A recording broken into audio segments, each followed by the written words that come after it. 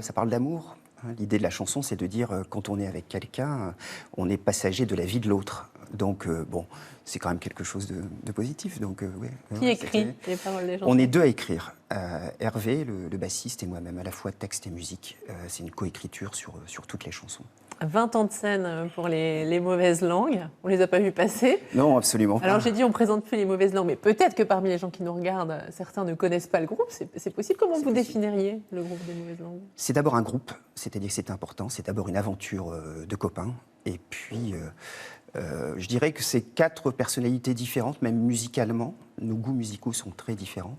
Mais on fait d'abord de la chanson, avec derrière, effectivement, basse, batterie, guitare. Mais c'est quand même d'abord de la chanson, l'idée étant de mettre un texte en avant et des mélodies.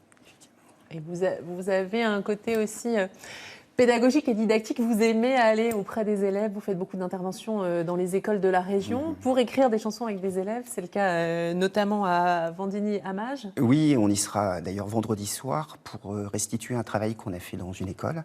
On aime écrire avec les enfants des chansons. Et donc les enfants vont présenter leur création avec nous au sein d'un concert des mauvaises langues. Vous allez faire un concert lié au 7e album Pourquoi, voilà. Comment. Et puis il y a 2 chansons. Tout à fait. On accueille les élèves qui vont pouvoir présenter leur création. Donc c'est quelque chose qu'on fait de plus en plus, à la fois dans les écoles pour l'écriture de chansons, dans les écoles de musique, où on fait aussi quelquefois venir sur scène de jeunes élèves des écoles de musique pour nous accompagner. J'imagine que pour eux, c'est quelque chose d'énorme. Je l'espère, mais apparemment, oui.